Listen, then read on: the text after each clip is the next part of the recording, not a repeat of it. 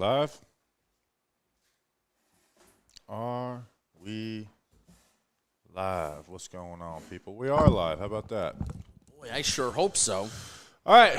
Day 10 of New York Giants training camp live stream. Brought to you by Bareburger, Bobby Skinner and Justin Penik. And second to last time that we'll be doing this live stream. Yeah, last time we'll be doing it is on Sunday. We joked about having a day where we just lie about what happened at practice. And be like, these beat reporters are just flat out clowns. Today would have been the best day to do that because today was a jog through with cards. So just kind of brief explanation for it. They're simulating a Friday practice where it's not high intensity, and they went back and forth between the offense and defense working off cards where it's like, hey, this is, we're going to run a curl, slot fade. You're going to throw the slot fade no matter what type of stuff. And then on opposite ends of the defense. Usually I think in regular season it'd be like first team versus the scout team on both sides. This time they did it first team O versus first team D. So I thought that was a little interesting. So just kind of giving a look of what to expect versus New England Thursday and getting prepped for, when the season actually starts. So no performance takeaways from the day, but there is some nuggets we want to get out of it. Yeah. Thanks for everybody for tuning into these streams. We do have one more Sunday. This was a very, very slow practice, like Bobby said. So let's get into these nuggets. We're going to take more questions too today. Yeah, heavy Q&A stream. So we'll get about 10 minutes of stuff in, and then we'll just do questions for 15 or 20 minutes. Let's see. All right. So the cards practice. No Leonard Williams today. Was inside working with the trainers. We haven't heard anything of that. Something to be a little keep your eye out for. Josh Azudu hasn't practiced 2 days in a row. Was he? I think he was out on the field, though. He was out on the field in shoulder pads. They had shorts and shoulder pads. So he was out on the field and did some individual stuff. But 2 days in a row where team drills were going and he wasn't practicing. So I would like to hear some more info on why with Azudu. Also, I wouldn't expect him to play Thursday in the preseason game, which stinks because he's somebody I really wanted to see in the preseason. Yeah, he kind of needs it, yeah. The second-team O-line without him is pretty brutal. You have Devery Hamilton at left tackle, Jameel Douglas at left guard, Ben Bredesen at center, Max Garcia right guard, and Garrett McGinn from the USFL at right tackle. So we talked about how I think Tyrod Taylor is going to light up the preseason because second-team wide receivers are always better than second-team DBs. Maybe not. He might have some issues with that O-line in front of him on Thursday. So we need Azudu to get healthy. Some other personnel stuff. Cordell Flott was practicing with the third team today. Yeah, he's been tough to find during camp because, usually when the second, third team is out there, you're snoozing a little bit. You're looking for what you want to look for. But, yeah, Cordell Flott has not been somebody who has stuck out at camp at all. Like, you have to find Cordell Flott and where he is on the field. Jalen Holmes has established himself as the third D lineman after Leonard Williams and Dexter Lawrence. Yeah, he was out there with the first team today. I haven't seen that in a hot second. Well, it's because Leonard Williams was not practicing. Yeah, but even when whenever they're running some 3 D-line sets, he's consistently the third one, and they'll slide Dex over to nose, Jalen at the 3 tech, and then Leonard Williams either at 3 or 5 technique. So that's interesting. And also with Andrew Adams. Andrew Adams has been working as the third safety and first team, but also as the third team safety. They had Corker and Trenton Thompson as the second team safety today, and Andrew Adams running with the threes. But then when they did a 3 safety look with the first team, Andrew Adams was out there. Yep. So I wouldn't take too much away from that. Some other things I noticed, and I guess we're going to get into questions pretty quickly now that we're going through it. I have one thing. We're talking about injuries and personnel stuff before I talk about concepts. Go for it. Yeah. So this is me speaking as a Giants fan, not as this Giants analyst. People like to say that we are. I appreciate that. But I'm just saying this as a Giants fan. I kind of wish we did Kadarius Toney's PPP a little bit later because now we have a 2-week sample size of what Kadarius Toney has been the last 2 weeks. The first week, 100% there, making plays. Awesome. These last 2 weeks, man, he just hasn't been, on the field. Maybe 20 to 40% of the reps first team plays in a practice, he's actually out there. We're back to this, we don't know what Kadarius Toney is / we don't know what he's doing during practice phase, and I don't like that. They're just I mean, right now it seems like they're keeping it light with him. I don't know if there's a nagging injury. And that's why I'm saying this as a fan. I'm not saying this as like somebody who's reporting or analyzing blah blah blah. As a fan, the thing that we were saying and the thing that we were asking this summer, is Kadarius Toney going to be out there? The first week he was. The Giants could have a plan. The Giants could have, they're doing what the Yankees do with their players every night, where they're doing they have a what am I trying to say? Load management, right? They could be doing that. And if that's the thing, then great. Then I will feel a lot better. But if we don't know what's going on, then I'm going to ask questions and I'm going to be doubtful. The reason why I'm not... Yeah, you're not like not reactionary on my mind like me. Is because he practices every day and team drills every single day. But then they'll, like the last 30 minutes, they'll have him off on the side stretching or the trainers working on him. But it's every day. I don't know. He's every day in team drills he's practicing. We're hearing how complex the Giants' offense is. There was one day early last week where he wasn't, and then now it's I don't know if it's rest management, load management, whatever you want to call it, but he is out there with the team every day. So it's not like it's not like Josh Azuda where he's missed the last 2 days, or even Leonard Williams today where he missed the full day. He's been out there every single day. He was also out there last week. He was also out there a ton last summer too. After he had COVID, after he had. But they COVID had him working like on the side. They didn't, like last summer. He wasn't working in team drills. They had him doing stuff on the side. He's been working in team drills every single day. I don't know. I'm just frustrated. I'm coming from a Giants fan who's frustrated. Again, not like this analyst, and I'm reporting this, but coming from a Giants fan who's frustrated and hearing how complex this offense is, knowing how important it is for these guys to get reps. Kadarius Toney is not one of those guys that's getting reps. Okay, yeah, we'll see as camp goes along. It's just... Yeah, I know you tend to not really care about that stuff, but, I do, because I think it really matters. I still have all the exact same worries of Kadarius Toney injury-wise, so... Yeah. In fact, honestly, I kind of like that they give him a little load management to stop him from getting those injuries. Yeah. So, yeah, obviously I would love Kadarius Toney to be 100% practicing, but with the surrounding situation, with the fact that when we did his PVP, he had, 6 different injuries last year. If there was anybody on the team where it's like whose reps would you like to manage the most, it'd be Kadarius Toney. The big thing that sucks about that the most, like you said, though, is that this offense needs reps. There's a lot. This is a complicated offense. It's even more complicated than we thought when they hired Brian Daboll and Mike Kafka because of some of the moving parts in the wide receiver room and adjustments they're making pre-snap or even post-snap. So that is, that's not that wasn't like when we did the Brian Daboll, Mike Kafka scouting reports after they hired him, that wasn't part of it really. Yeah. We hear about Travis Kelce freestyling some reps at times, but we don't have a Travis Kelce on the roster. Yeah. It sucks that we got that first week from Mahomes. We got that first week from Kadarius Toney too, where it's like, whoa, he's out there. They're using him. He's catching balls. And now it's like, shit. If they did this for the entire summer, and again, I'm saying this as a fan, if they did this for the entire summer, I probably wouldn't be concerned. It's just, load management, and I would just accept that the way that it is. But why, if he came off that surgery in May, and he was really, really working the first week of camp, and now the last 2 weeks he's working less, that's not exactly a ramp up like Brian Daboll has been defining and the sports science people have been defining. So that's why I'm talking about it now versus not talking about it and just letting it be. Okay. Some schematic stuff I wanted to talk about. Can you answer our questions, Phil said? Yeah, when we're done talking. Thanks for asking that. We just answered that question, Phil. Yeah, we did. That's the first question. We answered your question before anybody's. Yeah, look at that. Schematic stuff. Something I've noticed over a few practices is when, say they're rushing 6 versus 5 or 7 versus 6, the hot route when it's closer to the end zone is like a fade or a go ball to the outside. I've noticed that. I actually kind of like that. You don't want that every time. Sometimes you want it just to be a slant or a drag or something. Or a check down to the running back, but I do like once you're down in the hot in the red area that hey, if they're going to send an extra rusher, we have man coverage with Kadarius Toney or Kenny Golladay on the outside.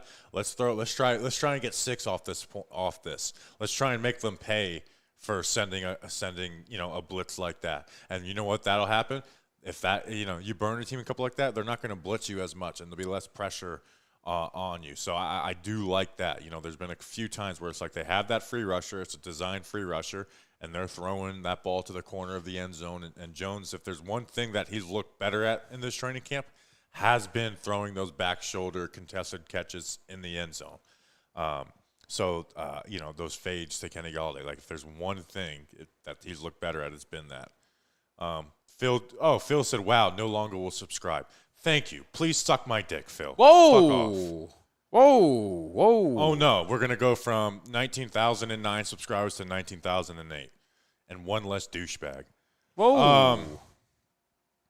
They also, in the red zone, run some skinny posts and with the flats, which is just like almost like a – it's like curl flats, but an extra 5 yards ran, you know, before you. That was Galladay's best route last year. The mini skinny post. Yeah.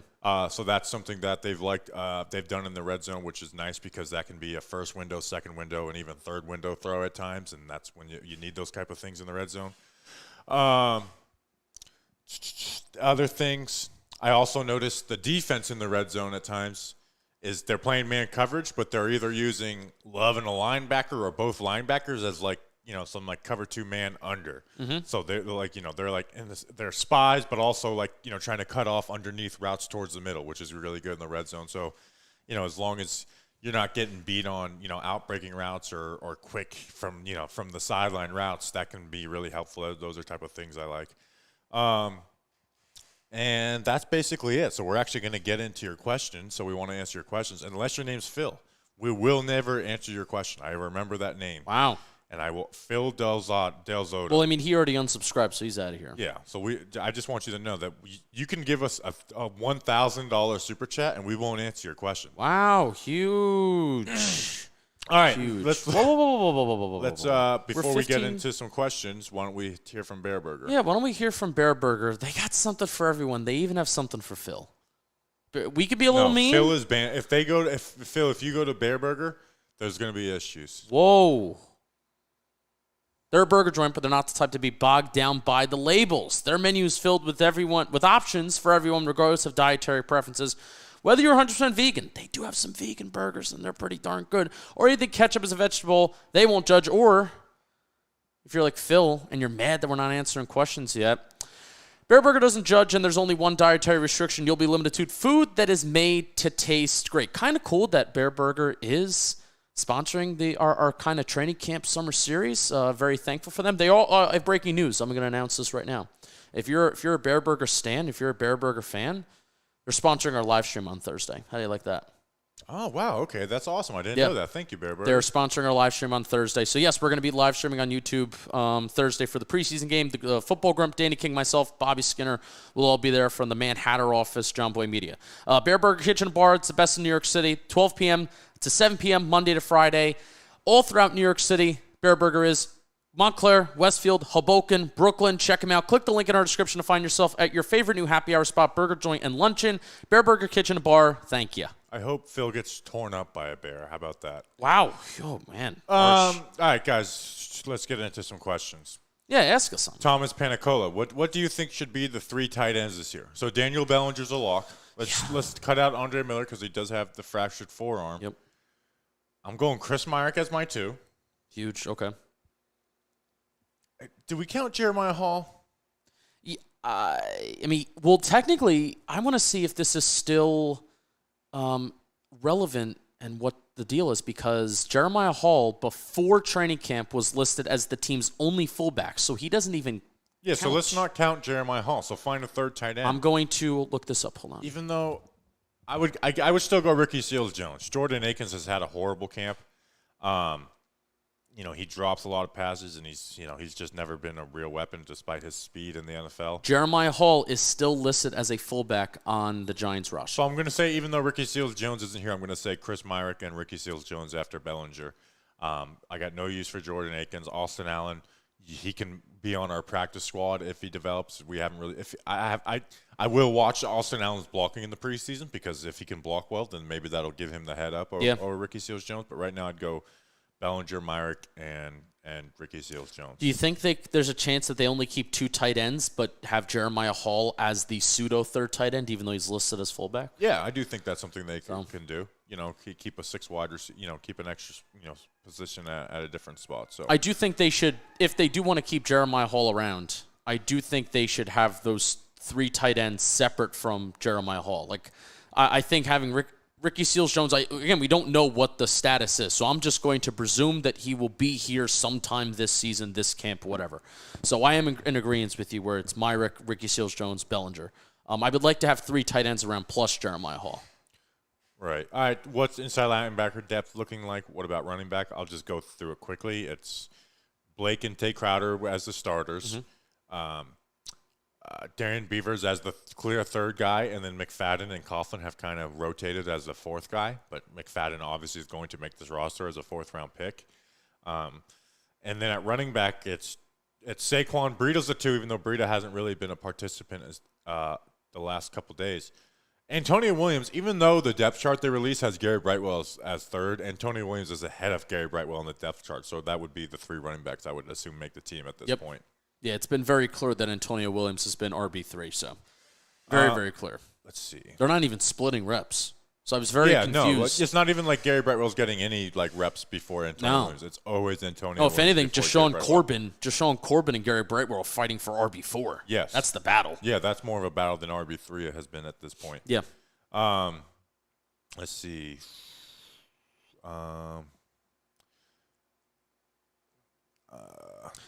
Do you think Dable calling plays will help Daniel play better? I don't think so.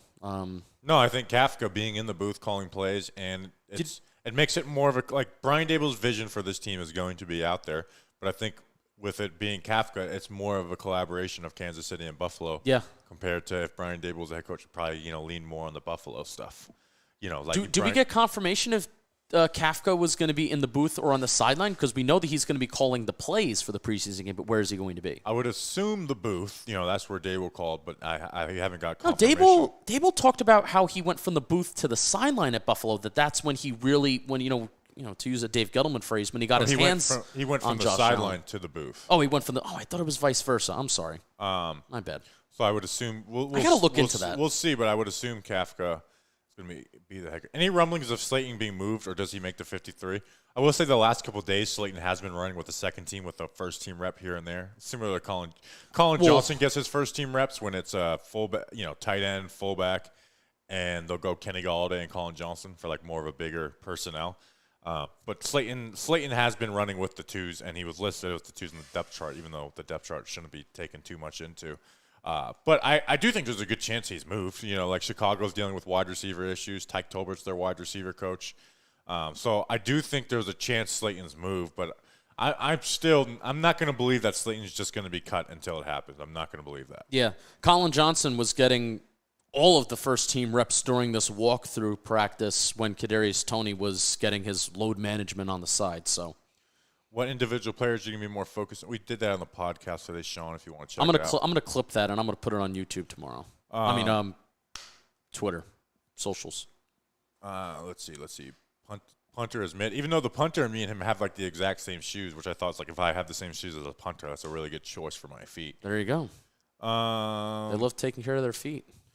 Is Dable too relaxed? It's tough to tell because we can't hear everything that's going on. A year from now, we'll have a good answer on that. Yeah. Because it could be an issue. That's something we talked about is just because everyone is, being the opposite of Joe Judge doesn't mean it's a good thing. So. It is not Joe Judge. I mean, it is the opposite. I don't know how laxed it is, but I mean, we've talked to all the beat reporters. I think everybody from Art to Dan Duggan yesterday. I think they've all stated that it is a much more relaxed kind of atmosphere. So, right. Yeah. Oh, yeah. There's definitely a huge difference wise, but is that difference make it better or worse? We shall see. Hopefully, it doesn't make it worse. Tony B says, "Do you guys think that Dable will utilize Jones as a runner like they have in the past?" Yes, and they should, and they flat out should. I know we worry about Jones's injuries, but he needs to be a runner to be his best. Mm-hmm. So yes, I'm not saying you run him the way they ran Josh Allen or run him the way the Panthers ran Cam Newton. Maybe keep it from in between the tackles as much as possible. But yes, you absolutely should use Jones as a runner in the read option. And you just got to beat into his head, dude. Go down. Yep. Stop trying to get the extra yard. That's how he got the injury. Last year was by not going down when he should have went down. In 2020, you can't really tell a guy to go down in between the tackles, and that was a soft tissue, so it wasn't really contact. And then the 2019 one was between the tackles, but that's a play where you can't ask Jones to go down because it was 4th down where he ran over Kadarius Smith. So that's just don't run that type of play anymore. Yeah. Literally popped the logo off his helmet that play. Anyways, I'm not going to go on a rant about how impressive he was, even though he had 3 interceptions in that game. Subi Guru, do you think DJ has too much in his head, or he's just a QB that has talent but can't put it all together and be consistent from observations to this point? I do think from camp so far he's thinking a lot. Yes. I think that's what's leading him to be sitting in the pocket too long. Some mistake. I do think I think he's processing a lot, and part of that is facing Wink Martindale, and the other part of that is some of the freedom from the wide receivers in this. But there is times where it just seems like he's thinking too much, and he needs to get rid of the ball and get it out quicker. We've never seen Daniel Jones just flat out miss guys by 5 yards, just short. Not the ball's not even reaching receivers. We've seen some bad stuff from Daniel Jones, like you said, holding onto the ball for too long. Taking sacks. Some dumb interceptions and dumb decisions here and there, but never the type of inaccuracy issues that we've seen this camp. And that, we talked about it with Duggan today too. It just looks uncomfortable, and that's why he needs these reps with these receivers. They need to understand where, if Jones plans on Galladay breaking into the sideline 3 or 4 more yards than Galladay actually is breaking in on a route, like that throw that went viral at FanFest. If Jones is expecting Galladay to be in one spot, but Galladay's in another, that's the type of stuff that they need to work out now. So, and I think they should simplify the offense to start, and not like make totally new concepts. But hey, you know what? We do want you to run this route this way.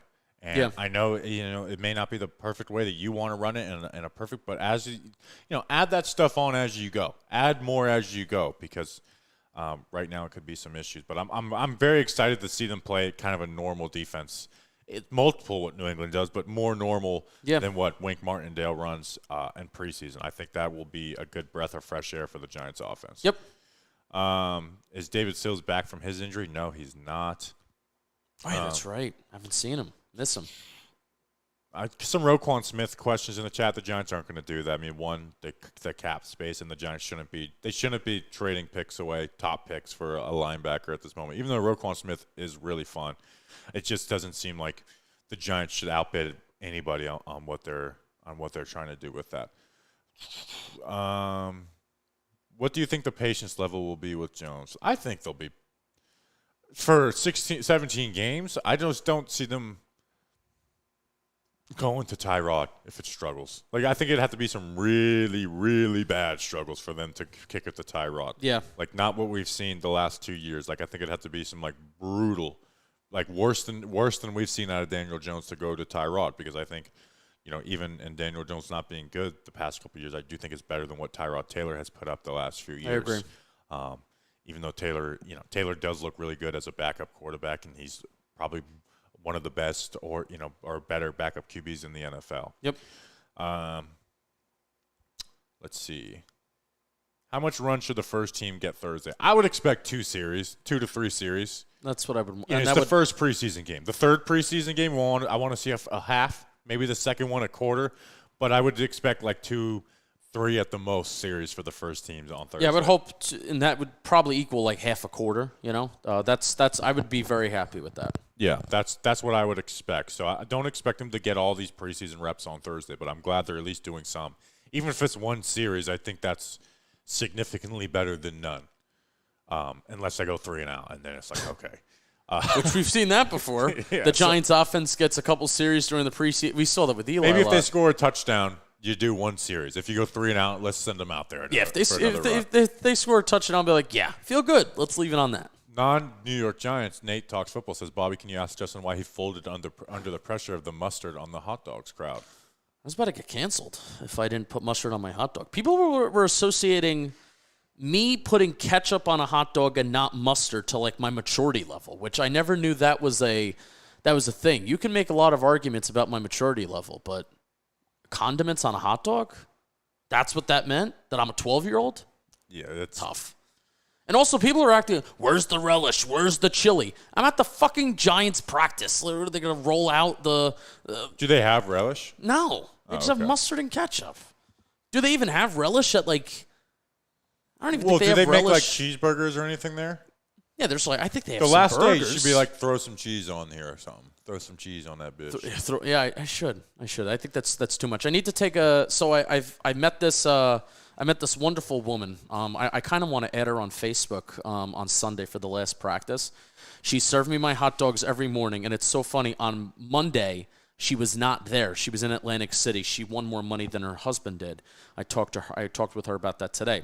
But then everybody came up to me, and they were working the Premio Sausage booth, and they said, she's not here today. And I was, not only does my girl recognize me, who's been giving me hot dogs every day, everybody else also recognizes me, that we're buddy, me and that woman. So I'll take a selfie with her the final day. Yeah, you got to do something with her. Mm-hmm. Give her a sticker or something. Facebook friend. We're going to meet up. Party it up in AC. Let's see. See, now we got the chat has just turned into hot dog condiment chat questions. Yeah. It gets people going. Like, Pat Hanlon said, Justin, you can't take videos at Giants camp. So it's like, all right, I'll stuff hot dogs in my mouth. Connor Barrett says, given Jones' camp struggles plus Dable Kafka wanting to run a pass-heavy scheme, how good can this run offense truly be? I might become, if this Giants run offense looks like it does in training camp, I might become a run-the-damn-ball guy for the 2022 New York Giants. Or I think passing the ball helps the running game because if you have less guys in the box, yada, yada, yada, yada, you know? Yeah, and then running helps the pass game. So, look at the 49ers. Look at Jimmy Garoppolo put up 8.5 yards per attempt every year, even though he sucks. Those lines are also okay. Anyway. Yeah, because they have a good run blocking off. Trent Williams is a better run blocking left tackle than pass blocking left tackle, and he's the best left tackle in the NFL. So if the offense does struggle throwing the ball and they just like have issues and the run offense looks like it has in camp, I might become a run the ball. They may have to just out of necessity. I'm not saying build a team around that for the next 5 years, but for a 2022, you adapt to what you have. What a wild world we would live in, huh? If the Kansas City Chiefs associated Mike Kafka and the Bills offense led Brian Dable come to the New York Giants and we become the San Francisco 49ers. And the Tennessee Titans. What a world that would be. A lot of condiment freaking comments. They've taken over the chat. All right, let's go 2 more questions. Thoughts on Richie James? Haven't brought him up in like 3 days. He hasn't had the same amount of impact that he had the first couple of days. Here's what reminds me about Richie James. We saw like the first 2 days of Giants camp, and I want to get your thoughts on this. The first 2 days of Giants camp, motion everywhere, just all over the field. Orbit motion, guys running all around, and we've seen it. Motion at the snap, like they'll do a play action to the running back, and then they'll fake like they're giving a sweep or a reverse to a wide receiver. So that stuff is motion at the snap and pre-snap motion. Haven't seen like orbit motion and haven't seen all of the wacky, crazy stuff like we saw the first week of camp these last 2 weeks. Yeah, I don't know what the deal is with that. You could say that, hey, like that's kind of stuff you do save for, like I hate the idea that people act like, oh, they're just not doing they're not running what they do in camp because, they're trying to hide stuff or preseason. But motion is something that's like we don't want to put, we don't want to have to do it too much. Like let's just get the basics down. They teased and maybe that first week. And that could be something is that they saw like, hey, let's work on the basics and then we'll get back to this type of stuff. And Brian Dable even said some of that stuff. Yeah. Not specifically to first week of camp, but he's like, hey, sometimes I have to remember this is year 1 of the New York Giants, not year 4 of the Buffalo Bills with, where I'm trying to motion this and do different things. So they just teased us that first week. They teased us with Toney. They teased us with, a lot of the red zone stuff was fun. And I hate that they did that. Hate it.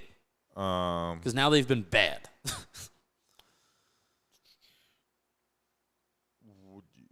Would you guys talk about fantasy football? We do a fantasy football segment on Friday preview games. Yes, we do. Little boy, kumquat.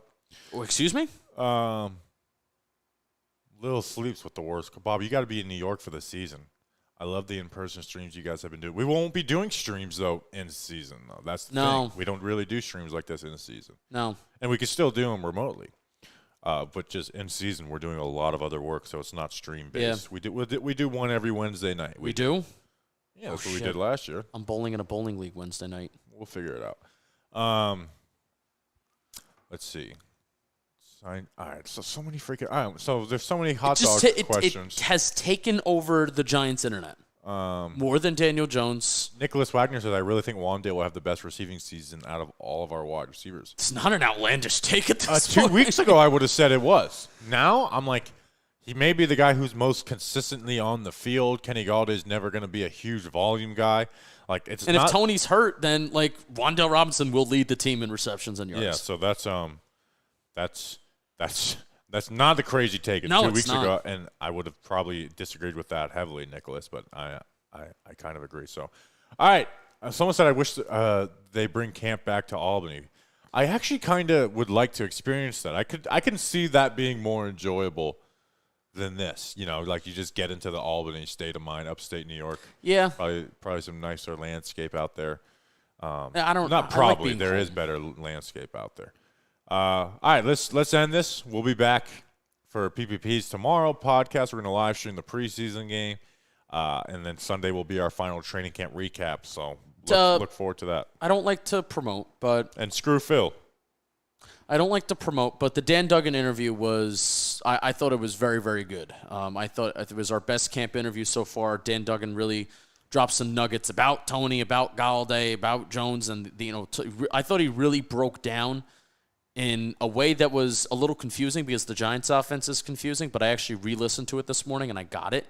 Talking about the freedom and that the wide receivers have in the way that they run their routes. So talked about the MetLife turf too. So I think there's a lot of really good nuggets in that Dan Duggan interview. So I hope you can check it out.